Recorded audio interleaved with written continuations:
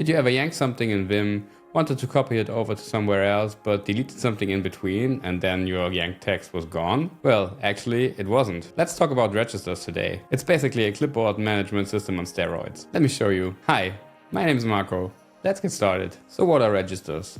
Registers are basically some named storage slots for text. While most editors give you just one clipboard, system clipboard most of the time, Vim gives you dozens of them. Every time you yank, delete or change some text, the text goes into one of those registers. By the way, if you're not familiar with the term yank, it basically just means copy in Vim speak. Let's start simple and yank the first line in this file here. I'll press YY to copy the complete line here into the default register, which is also called the unnamed register, by the way. To see the contents of the registers, we can simply type reg into our command line.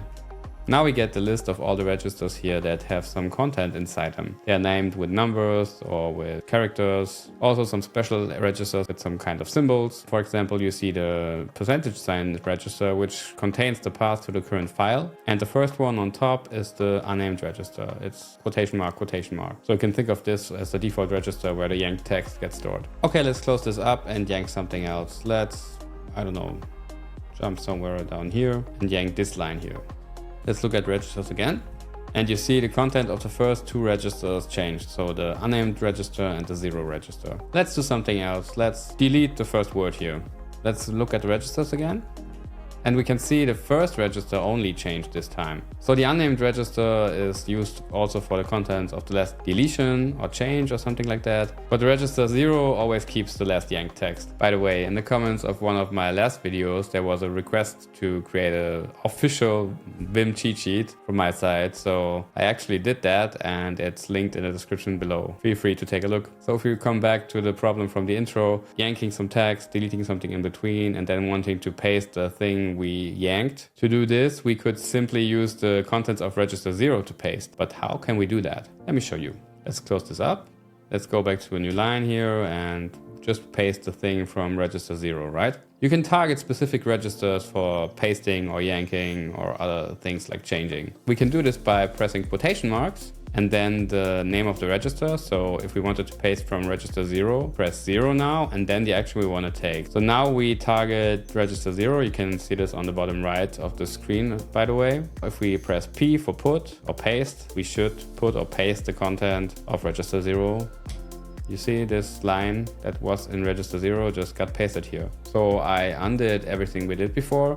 Now I want to show you something else that's really cool. Let's first yank the word key into register A. So to do that, remember we have to press the quotation marks, then the name of the register, so A, and then we yank the word we're on. So if we look at the registers now, the contents of register A is key. What we can do now is add something to the register instead of just overwriting it. Let's say we wanted to add the whole line to the end of the register. How we do this is target the register in almost the same way as before, but we use a capitalized name for this. So quotation mark, capital A, and then let's yank the whole line.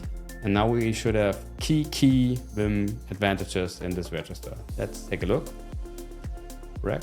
And you see, the contents of the register is the word key followed by the line we yanked after that.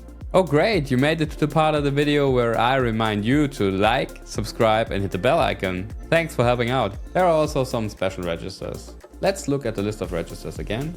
So at the bottom of the list we see some special registers like the % register, which contains the path to the current file, or the / register, which contains the last search pattern. Also the colon register contains the last command you used in command mode, and the dot register contains the last insert you made. The dash register contains the contents of the last small deletion, so we deleted the word Vim before. Then there are the asterisk and plus registers, which connect to your system clipboard. So these are perfect for copying text between Vim and other applications. Let's do one more thing. Let's look at how macros and registers play together. So to record a macro, maybe you know, you press Q and then you press a letter afterwards, and that's actually the register where you record the macro into. Now press register B, for example, and now you see recording at B. That means this macro is recorded at register B. So let's do DW, then skip a big word, and then let's do G, U, so big U, and then word. Now we capitalize this word. Then let's go down one line and jump back to the first character in this line. Then we press Q again to say we are finished with recording the macro. And now let's look at the registers again. So if you look now at register B, you can see exactly the keys we pressed for the macro. Let's close this, and you can run a macro with the add sign and then the name of the register, so add B. Another thing you can do is run the last macro again with add. So let's do this like this. Was not the most efficient way, but it was just to demonstrate how this works. So I encourage you to keep registers in mind when you're working in Vim. If you want to learn about buffers, click this video here. Thanks for watching, see you around, and take care.